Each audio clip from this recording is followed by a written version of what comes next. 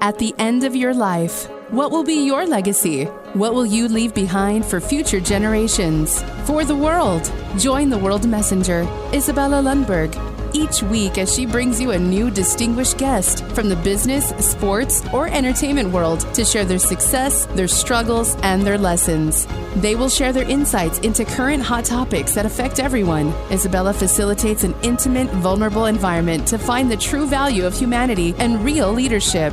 Are you ready for your legacy? The legacy that matters? It's Izabela Lundberg here, the World Messenger, and I am inviting for another epic episode of Legacy Leader Show. And I have someone super awesome that I absolutely cannot wait to introduce, that is bringing everyone's story to life. Truly, literally to life through TV, live shows, virtual events, and amazing storytelling. He is definitely someone who you wanted to check out, not only on LinkedIn, but other social media, because he produced, oh my goodness, over 10,000 shows and had over 10,000 productions. Who can say that? And obviously, a lot of those are very notable, which we will depict shortly. And without further ado, he's joining us from Portland, Oregon. And we're going to invite Bill Dolan. Bill, how are you? I am doing exceptionally well, especially since I get to spend the afternoon with you, Izabela. Oh, you sweetheart. Thank you so much for carving the time in your busy schedule. Things are picking up. You've been so much indoctrinated with your virtual events and production, and things are now moving a little bit towards hybrid models and hybrid adventurous events where we can see some people live. But do you mind sharing just a little bit snippet for people that are not familiar with your work yet? Obviously, you established phenomenal company. You are definitely part of the Superhero Alliance and creating great stuff through production, but you also do some really, really big events. What is going on with telling the stories in events these days? Please enlighten us. Well, it's a great season. It really is. Just a little background. You're right. I actually grew up in the television industry. I started directing television at the ABC network affiliate here in the region when I was 20 years old. So I was just like a kid director. I was still in college, and I was so blessed to start my career in really what was a dream job. And what was exciting about it was being mentored by great directors, great producers, great writers, great agency strategists who taught me a lot about marketing, advertising, storytelling, feel, flow, and all the technology that goes with it. And I did that for many, many years. I married my high school sweetheart, and we were at a point where we were thinking, okay, how do we go to this next chapter in life and raising a family? And so I started a business, and I'll be the last person to tell you I'm a brilliant business guy. I'm a creative, but I had a reason to build a business, and really by the grace of God, we opened up doing some small things, and then word of mouth spread. And where we really grew was in two areas. One, on the television side, we could still produce television shows, but we could also produce television quality videos for people, whether they're corporations that want to launch a product or launch an event or something like that, or a nonprofit that needs to tell their story. But then, because of my work in live television, I also knew how to create live experiences. And that's what really opened up the doors for us to do live events. Now, flash forward, there's been a lot of things in my life, and I appreciate you saying, wow, 10,000 productions. By the way, there's an easy answer. How do you produce 10,000 productions? You're old. One production at a time. Yeah, it just means I've been around a long time. And so in the middle of that, I had failures. I had near bankruptcies. I actually had a death experience in 1999. And through all of that, it leads us to this day where we're now coming out of a season where we had a pandemic, and people are saying, how do we connect? How do we communicate? And for this glorious moment in history, my background in television and my background events came together so that we could create virtual experiences that could really engage people, entertain people, connect people, inform people, motivate people. And when you combine those two skill sets together, it's not just a matter of can I throw a camera up and show you something? It's about creating experiences that touch the limbic system of the brain, not just the front cortex where you dispense information. How can you touch the heart? And that's something we're crazy passionate about. And that's the season we're in. And let's face it, all of us need to obviously grow when we want to learn. That's important. But we probably have never been a season in our life where we needed to be connected, and we need to connect at the heart level. And so we do everything we can from those backgrounds in the technology to say, let's connect at the heart level. Let's get to know each other. Let's learn to love each other. Let's learn to grow together. And let's learn to take whatever this chapter is and make it an exciting springboard into a new season. So that's a lot of what we're doing. Of course, it manifests it in all kinds of programming, from developing programs for kids to doing corporate launches to working with like I said, nonprofits, because they need maybe help more than ever, and they've been stuck. But we're able to take virtual experiences and great messaging and take great causes and elevate them so that they can do the great work that they need to do. Wow, that is outstanding. I love how you were able to pivot and how you're able to figure out where your passion, but also your skill set is, and then continue to build upon and share with the world and these phenomenal productions. You were working in music industry. I know you have been exposed to entertainment in wide ranges beside corporate and nonprofits, which I love that you're also giving back and supporting so many initiatives. So first of all, kudos. That is such amazing, Bill, specifically during the current times. But I'm curious for everybody watching and listening that is super eager to hear, not just for the sake of name dropping, but obviously you worked in music space, specifically from entertainment side. Do you mind sharing some of those experiences and how they also helped you to figure out your craft, as well as what you enjoy doing the most? Well, it's interesting because I know you've been exposed to this world as well. So, some of these lessons that we get the privilege of learning working in the entertainment space. And a lot of people think it's kind of like rah and all kind of glitter and glamour. But the truth is that one of the things that I've learned working in the entertainment space is that you work around people who are crazy passionate about their craft. And when they're passionate about their craft and you combine that with their expertise, to rise in the entertainment industry usually is not a fluke. It's not an accident. Yes, there are managers and there's people that sell and there's deals that are done. That's part of the game. But at the heart of it is an artist that is playing at the height of their craft, whether they're a writer or they're a performer or they're a producer or the director or cinematographer.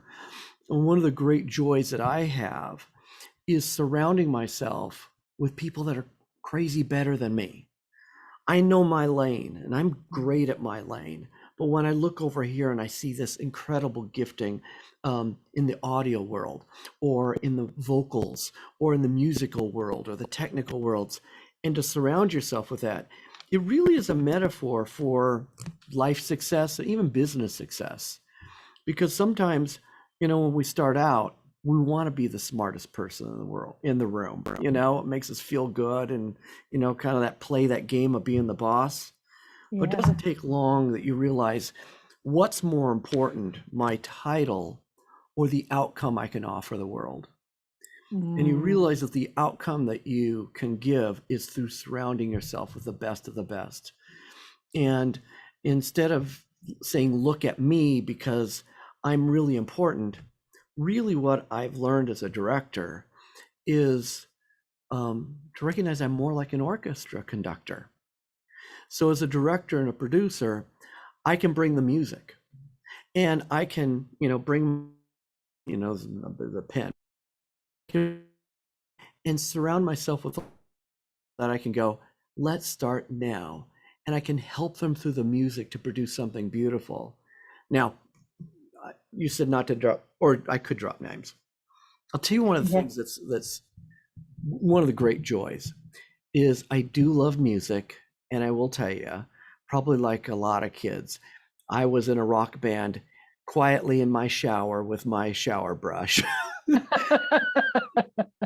Me too. Me too. Singing in the echo chamber, dreaming of the day, and even had a band in grade school and in high school and in college, um, and so I love music, and I studied music as a kid, but recognizing that my real skill had to do with that orchestra conductor aspect of being a director.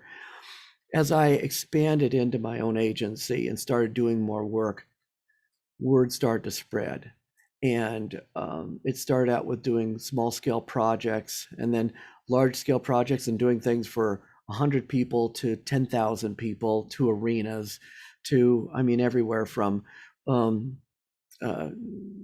Central Park, doing giant shows in Central Park for tens of thousands of people, or on the mall in Washington, D.C., or 250,000 people on a beach in Miami, or Fort Lauderdale. But then getting to work with people like, and I'll tell you who my favorites are. I've loved working like with Maroon 5, Ooh. Black Eyed Peas, are just such raw talent, and will.i.am is nothing short of a genius. But probably the person that probably had the most impact on me, and I've done a lot of country stuff, and I've done stuff in Nashville and things like that, but I'll never forget the day I did a show, and it was about a 20,000 person arena, and the headliner was Gwen Stefani.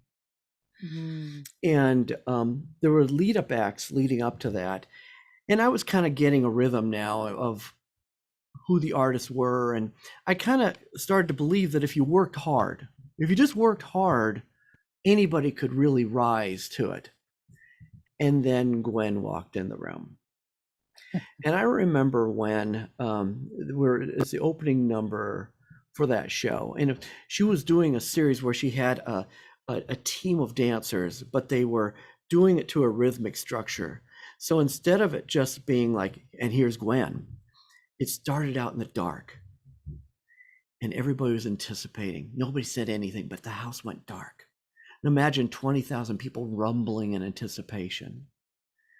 And the twinkle of people turn on their lights going, oh, Gwen's gonna come. Gwen's gonna come. And then you started to hear a beat.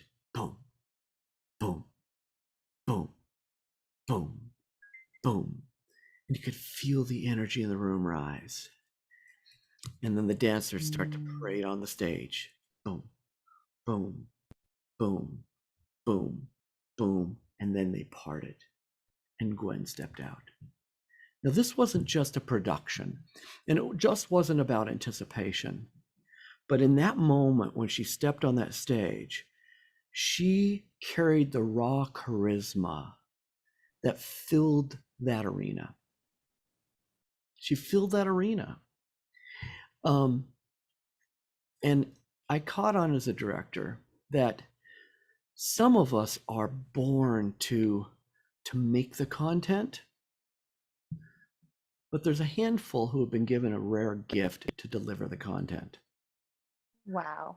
Now, some can be writers and deliverers, and you see that in the Elton Johns and the Bernie Taupins of the world, or the Beatles of the world, or things like that. But made me recognize and honor the fact that each one of us have unique giftings, and from that we can have unique roles. And instead of being envious over this person gets this role or this person gets that role, to celebrate the roles that we can all play and the power that we can deliver when we do them together. So when I walked away from that show after doing that show with Gwen, that changed me. And I began looking at my business, for example, as not just an exercise of having people just fill roles, but thinking it as a casting exercise. which, by the way, that's what Disney does. You know, they're Yes. people on their staff, they're cast members. And so I started looking at my team as cast members. And it's not too unsimilar to what you might see in maybe an NBA team, where you say someone's playing the center and someone's playing the shooting guard and someone's a power forward. When you think about putting teams together like that, and everybody understands the role they play and the power of the result that they can do together, it's a game changer. And guess what? You also eliminate, theoretically, for the most part, competition. Because instead of people envying and thinking, oh, I wish I had that, or I wish I had that, you celebrate the unique gifting you have. And you make sure you're surrounded by a leader that celebrates that gifting. And I honestly can say magic happens. It happens on the stage, but it can happen in every business organization when you recognize that and execute that. It's a great leader being an orchestra conductor.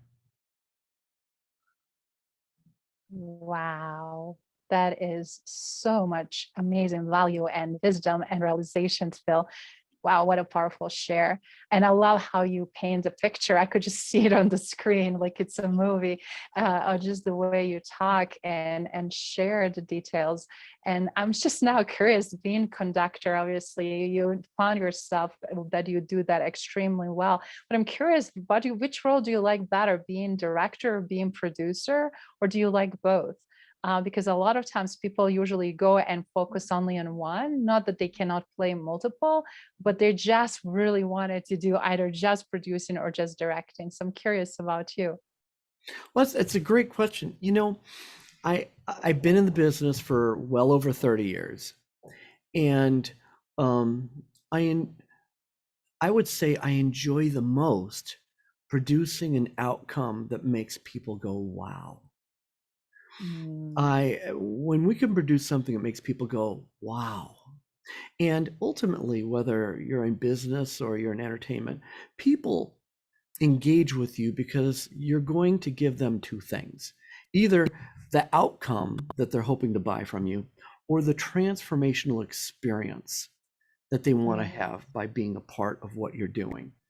And so when I think about delivering that outcome and I think about creating that transformational experience, I will say I love being a part of the strategy to do that. Now, when it comes to the actual execution, I'm at a point in my life where I love mentoring others and helping them rise to their gifting. And so I've got some new members of my staff here, for example, that are younger than me, as most of my staff is, except for one. And I am loving positioning them up for success. Wow. And one I've got set up really, who's got some really good producing skills, really good producing skills. So I'm really supporting that person and not only mentoring them, like saying, here, let me share with you what I know, which, by the way, some of the greatest things I can tell them is how I have failed. Because if people say, oh, look at all you know, look, the reason I know what I know is because I have made every mistake in the book. And so I can open up my book and say, well, you know, here's a guide for where we want to go. And by the way, don't step there and don't step there. And let me tell you why. So I can be that, but also not just a point where they're going, but to be a safety net for them, to give them the freedom to make mistakes and know that I won't compromise the outcome for our clients or our audience, because I'll still be there for you and I'll catch you when you fall, and you will fall. That's okay. I'll be there for you in walking you through the next step. And I have another person that's really keyed up to be a great director, and I'm like blown away with their gifting. And so producer, director, I think you might call me more of an executive producer now, or an executive creative director. And I'm enjoying that season of my life and wanting to do a lot more, because it gives me the freedom to do even things on a larger scale. So brilliant. for you not only to entrench yourself when you could, to fail and learn and pick yourself up, but now to give back. That demonstrates phenomenal aspects of leadership. And I wish so many other role models exist like yourself, specifically in entertainment space that is so competitive, where we, instead of fighting and trying as compete, as you said, but trying really to build other people up and also run with that amazing craft that we have and show the world what that looks like based on results that we produce, the output, right? Yeah. And the pride of those results and productions and creations that really not only entice and delight others, but also help them to be part of it and then also educate them in addition to entertain them. That is brilliant. I'm curious now, which obviously get to know you better. I'm curious the meaning behind the spirit media, because since like you are very astute and very aware of multidimensionally, obviously, how you not only you run business, but how you live and how you go about and how you select the projects.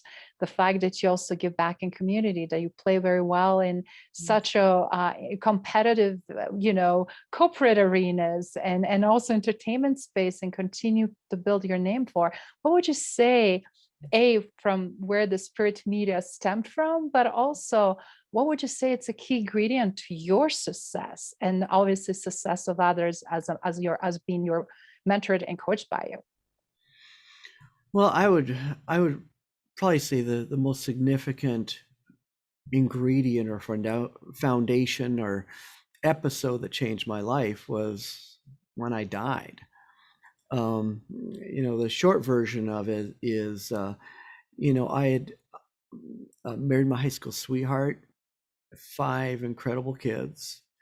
Congratulations. But the nature of my business is that, we travel a lot.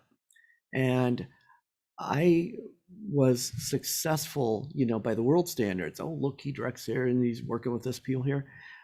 But the truth is, I was becoming an absentee father and an absentee husband.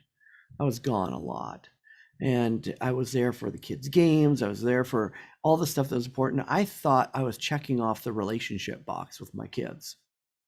And the truth was, I was checking off the event box with my kids. But to truly be present with them, only later on have I learned that I did not always give them the gift of presence. I gave them the gift of my physical proximity. And I didn't really understand the difference. So there was a point where I had an opportunity to produce a documentary where it was actually me producing it and doing a significant part of the funding for it. And we went forward with the production, and then we got a call from a company in Nashville that wanted to distribute it. And that was great, because that's always the key. It's not, a lot of people in the production industry think it's about making it. No. It's about distributing it. You can make all that you want, but if no one sees it, you just made yourself a nice home video. And so very expensive home video. Expensive home. And there's a lot of expensive home videos out there.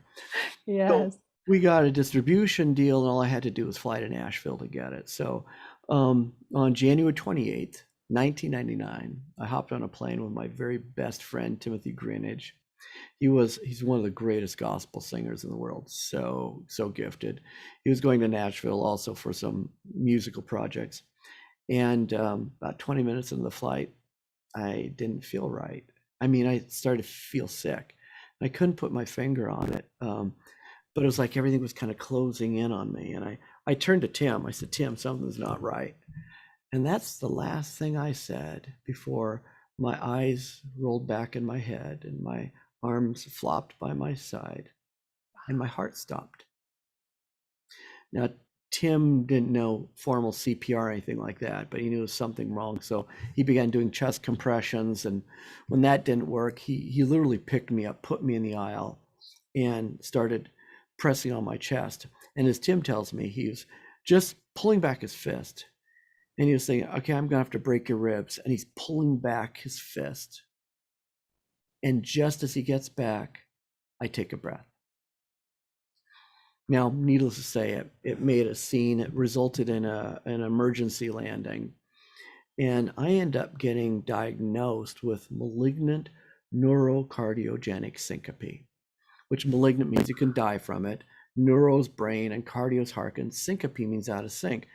And I have an extreme form of that where my brain tells my heart to stop under certain circumstances. So they don't know what causes it, but the only way they treat it is they give you a pacemaker. So they put a pacemaker in my chest, and besides having a pretty profound after-death experience that changed my entire perspective about my spirituality, life, why I'm here, all those different things that, I like to say, look, if you die and come back, if you weren't a little spiritual before, guess what? You get that way. And Wow. so when I came back, I was a different person, but I was still a person that was in discovery.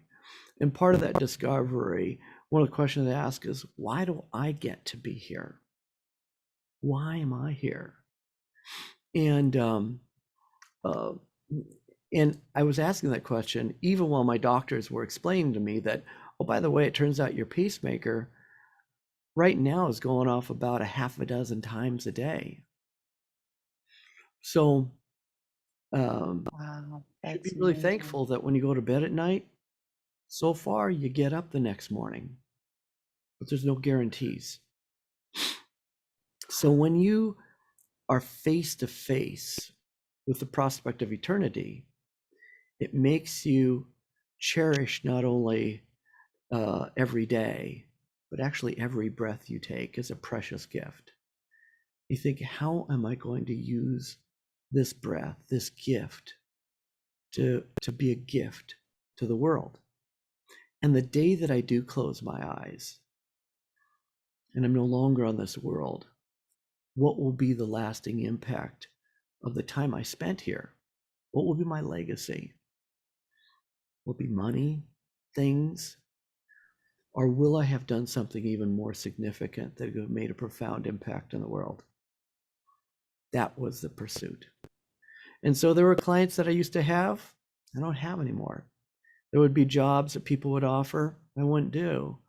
And part of it has to do with not only trying to be a good dad and a good husband, but the others, I measured every project to say, am I taking this gift?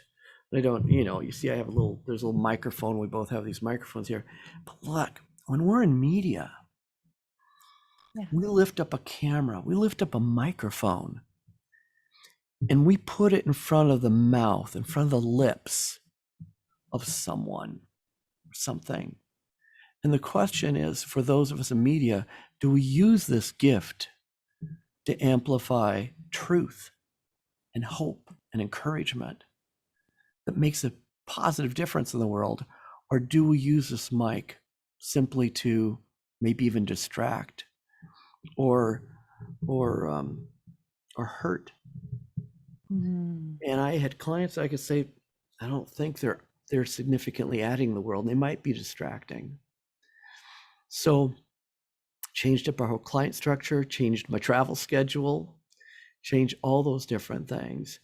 And it really came down to that idea that, look, and Izabela, heck, you might be the last interview I ever do in my life. I might go to bed tonight and not wake up tomorrow. And I began looking at the statistics. And I realized that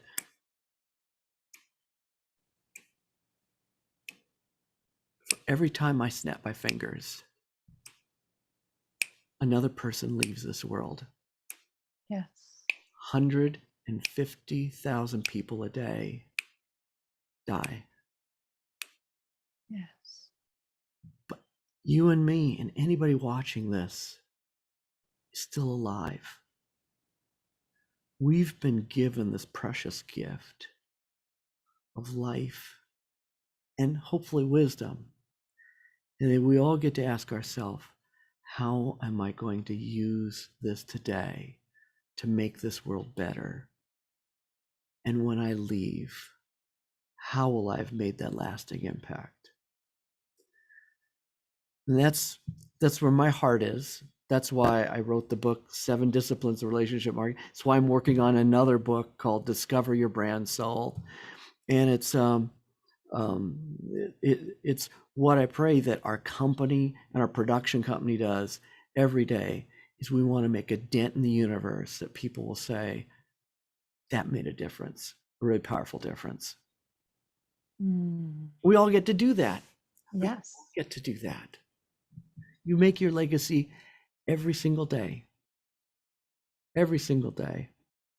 And that's the exciting part, that no matter how hard things are, no matter how hurting things are, we can make today a day that makes a difference in the lives of someone else. How beautiful that is. Specifically when you, as you said, when you select to do with things that truly matter, that can create a ripple effect, the projects that are beyond and above everything we so far did, and that can really impact generations to come. And what a great gift to pass on to your beautiful 5 children. And everybody that you touch with your productions, your stories, as well as obviously all these great interviews like you're just doing right now, which I'm deeply, deeply grateful. What a story and what a gift you are, Bill. So thank you so much for sharing yourself in this way. I would like to, if you don't mind, just to dive a little bit deeper about the book that you published. I know you're working on the second one, but for everybody that is just mesmerized by your sharing as I am, as I'm watching you and listening to you, please tell us the name of the title again of the book again, and then what inspired you to create and what the book captures, so that others can go deeper and find another gift that you gave us, which is that book before the second one comes.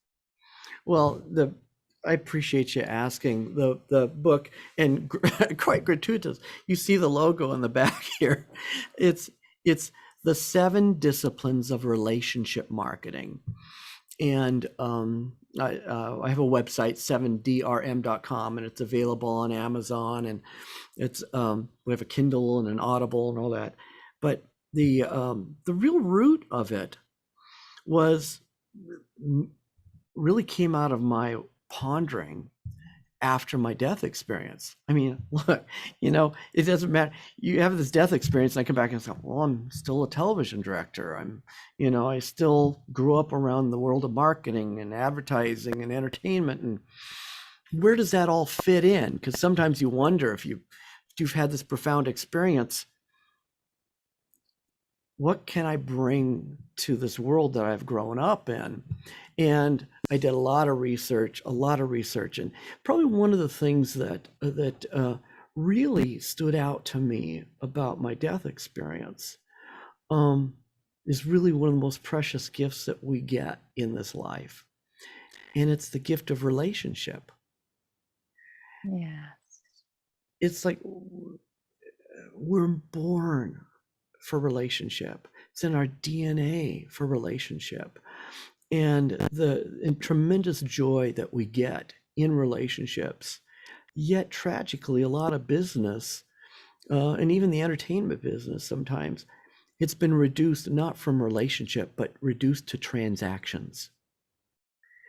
And so we have transactions. We measure success by how many transactions we can have. And a lot of times businesses will pretend to have relationship, but they're just pretending enough to get a transaction. And that really stirred in me that we've reduced the most precious opportunity we have to make an impact on others' lives. And we simply measure it in dollars and cents, not really on the hearts and the minds. And it's not to say that dollars and cents are bad.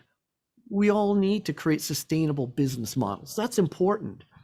But imagine if instead of going to work from 9 to 5 so that you can just sell yourself from 9 to 5 and then be a saint after 5, what if you could live at the fulfillment of what we're all wired for, so that those relationships you have in business are not just transactional, but deep and meaningful and connected and powerful? And what if, and I know that we don't have the benefit of always have one-on-one. We don't get that all the time. I mean, I've done work for Nike and Adidas and Microsoft and Intel. I've worked for giant corporations before, and I understand that we don't get to have, meet and greets, at the factory floor. So in many cases, what we have to do is take the very heart of what we believe as leaders and say, how do I express this in my brand, in my culture, in the way in which I transact business, and the way in which I try to make sure that if you're going to give me $1, I want to give you everything you can possibly get out of that dollar that makes that relationship meaningful and valuable to you, and hopefully mutually beneficial to us, so that we can do that again, and we could create a sustainable and growing relational culture with our clients. So I look back at this, and I started looking at some of relational mentors and who are the greatest mentors in business and marketing in the world.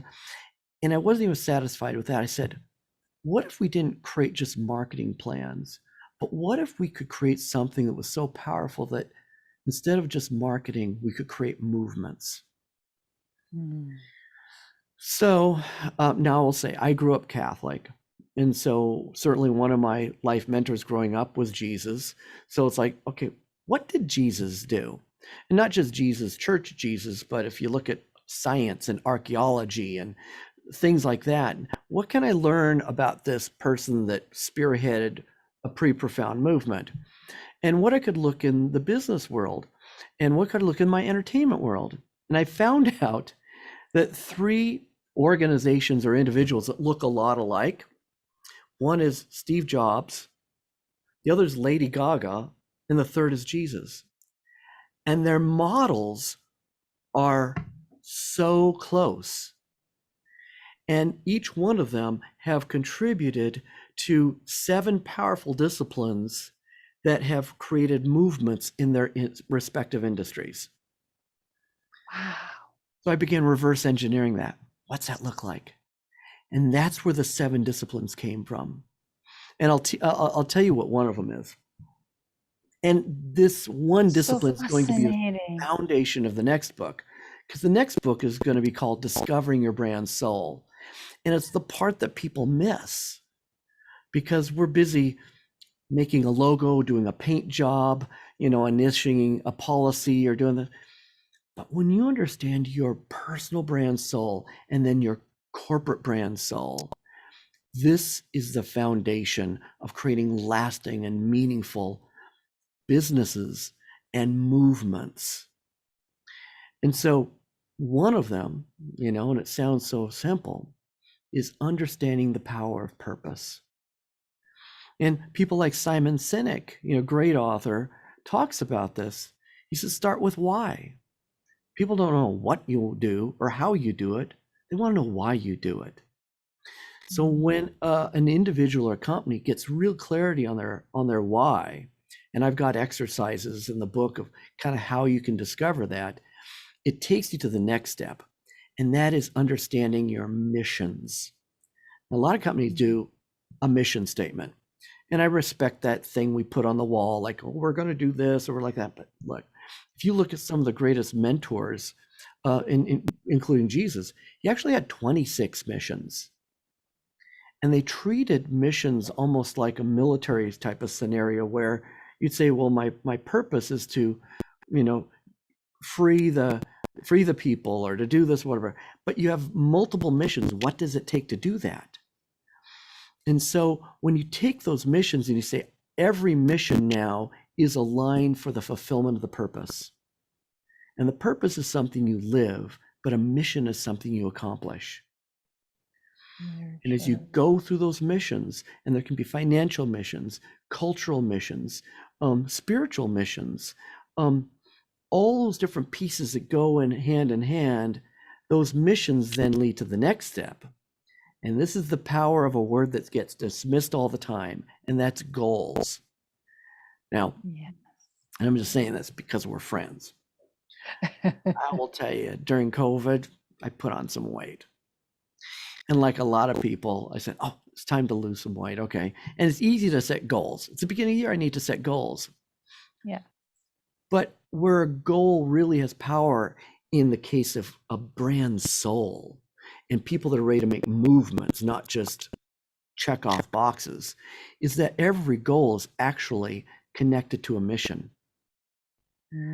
So that a goal is really a mission with a deadline, accountability, and someone who owns it. So now goals are not just check boxes. And for me, I'll tell you, I'm not just want to lose weight because I, want to look better in my shorts or anything like that. I want to lose weight because I want to be a Papa Bill for grandkids. I want to have the stamina and the energy to go share this with the world. I want to be able to get up early in the morning, to be able to exercise and go play and do all the things that will help me fulfill my purpose. So my goal isn't just, I want to look good. I want to be in the best position to be an ambassador of love and encouragement and hope to the world. And that's going to take stamina and being in good shape and dropping 14 pounds. Okay. But then the next thing is values. Values are so important. We always say we have values, and I think most of us do. But what I encourage people to do is pick 3. Let them be your biggest values, because ultimately when you measure out your values, you find out that some of them compete and you need to prioritize those. And there's a lot of examples, I won't go into it, but when you start laying out what those values are, those top 3, they become guideposts for you that say, this is how we're going to do it, period. We will never violate these values. And when you do that, that leads to the next step. And it doesn't always have to be the last step, but it's a critical step, and that's vision. And what I teach in the book and what I'm going to go into in Discover Your Brand Soul is that vision isn't just a statement of wouldn't it be nice and gee, we're going to do this. Because sometimes vision statements and purpose and missions kind of look soft and the same in the same employee manual. I'll tell you where vision gets powerful. Think about when you were a little kid and you were putting together puzzles. Now you open this box and there's 500 pieces and they're all spread around. You don't know which one goes where, but you find out quickly because what you do is you look at the cover of the puzzle box. And the good vision is the cover of your puzzle box. It tells you what you're actually building towards. And more important than what you're building toward, it helps you sort the pieces. Because we live in a world right now that's trying to sell you pieces. And they're telling you a lot of scientists and marketing experts say that we get an average of 5,000, 10,000 brand impressions a day. And tragically, most marketing is selling you on your inadequacy. They're saying you're not as good as you could be unless you smelled this way, or wore this clothes, or put this in your hair, or drove this car, or lived in this house. Most marketing is selling you on your inadequacy. And they're throwing puzzle pieces at you saying, if you do this, now your puzzle's going to look right. But when you know your vision, you know your unique calling and the best version that you can be. You can look at those puzzle pieces and say, great, I do need that puzzle piece. Or you can say, no, I don't need that puzzle piece. That's a distraction. Now I'm just going to gather those pieces for the fulfillment of this vision. And now you go into gathering and building and producing your unique vision, not something that someone's trying to sell you. And when you get those pieces, those 5 pieces, your purpose, your missions, your values, actionable goals, and a vision that is crystal clear, you can be unstoppable. What a spectacular share. And I just love where you took us on this journey on this podcast and this show, because a lot of times when we talk, we scratch the surface, but sometimes we don't connect the pieces of puzzle. We don't even know what the landscape look like. Not only you gave us that opportunity, but also you walk us through to some most essential pieces to connect each other, which I find so timely and relevant for what people are experiencing today. So I just can't say how grateful I am for this opportunity, as well for our audience to also benefit, and also can find more in your book about all the other pieces that you did not mention. So with that in mind, Bill, do you mind just giving in quick essence? I know you shared already a little bit, but what would ultimately you would like your legacy to be? I know you mentioned it a little bit earlier, but with everything that you accomplished, with all these amazing relations that you had, and you continue to pass on everybody else, what's the next thing that you are striving to reach and accomplish, or in your bucket list, and obviously ultimately with your legacy? Well, if I had to say one thing, and it's what I experienced in that moment of my death, is that I came face to face with the embodiment of love. And it saddens me, and at the same time excites me, that we live in a world where there's a lot of things that keep us from loving each other, Yes, and from loving ourselves. And if we could recognize that, number one, we're all deserving to be loved and honored and respected, and to treat each other with kind of the sense of wonder and awe, that when we look into the eyes of another person, you're looking into the eyes of a miracle that has within them the capacity to do incredible things, to impact millions of lives. And so almost with a sense of reverence, to be able to be excited about being able to connect with each other, but then also give each other grace, because we're all on a journey.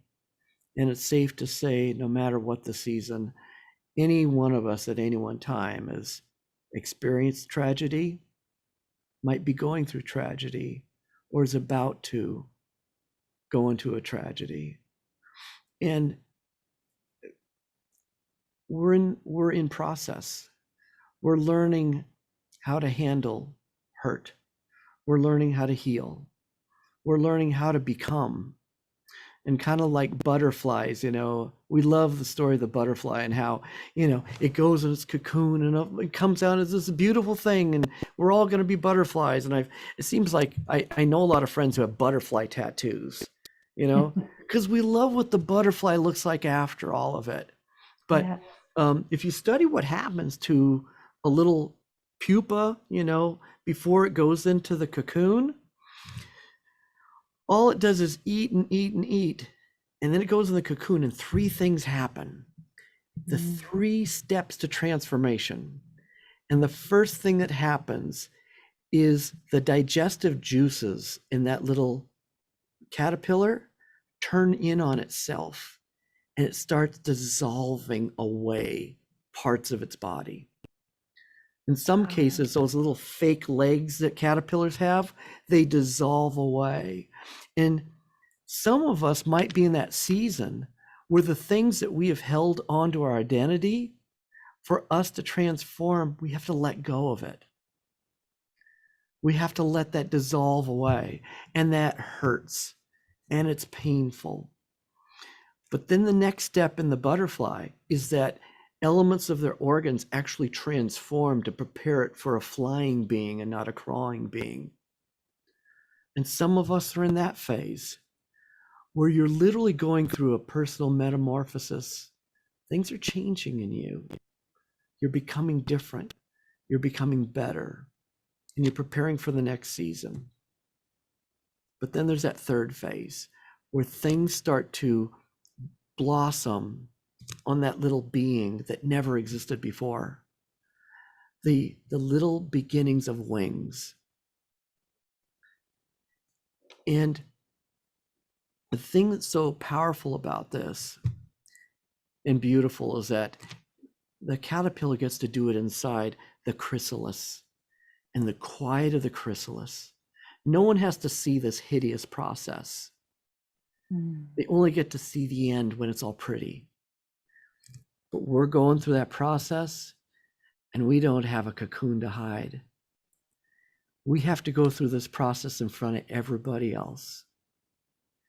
And so if we can not only have the reverence and love for who we can become, to be able to have the grace for each other for the process of becoming, I think we can love and encourage and support each other more instead of ridiculing and judging.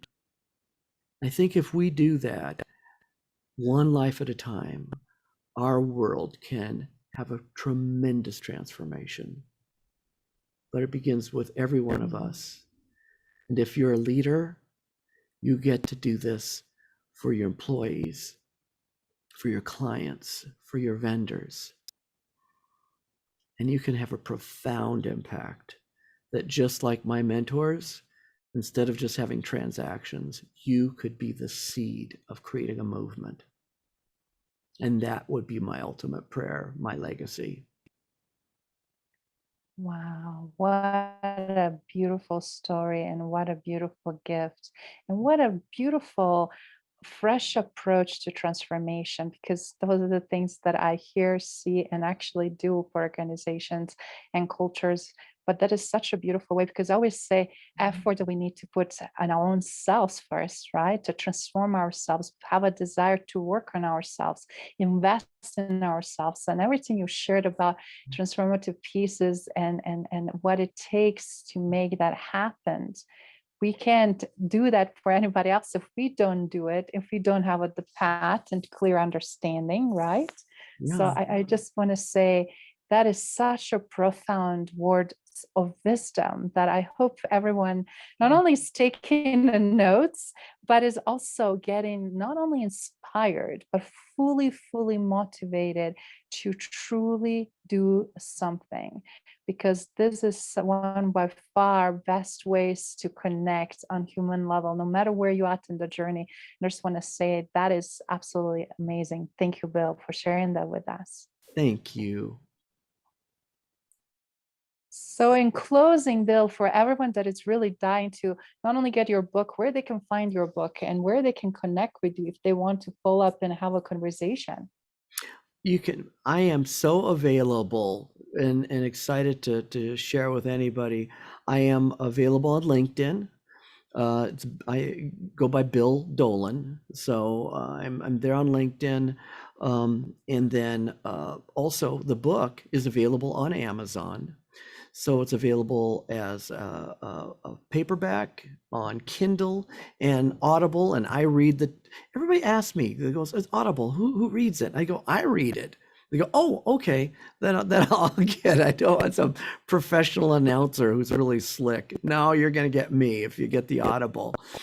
And all those are available on Amazon. And if anybody wants to hear a little bit more about my story, you can go to 7drm.com, where there's a little video that tells about my story. And if you want to know about our agency, it's spiritmedia.com. And so any way I can be of service, I am here and delighted to serve and delighted to multiply people that want to make a difference in the world. I am here for that. And I just have to say, Izabela, thank you so much. It's been a joy getting to meet you and getting to know you. I know we're going to be friends for life. And Yes. it's just been an honor to be a part of your program. Thank you for listening to Legacy Leader Show. If you enjoyed the content and had a positive experience, then please leave us a positive rating. In addition, leave us a positive review whenever you are listening on whatever platform there might be. Make sure your friends and family also know about the benefit and value that we provide and what we have to offer. Cheers.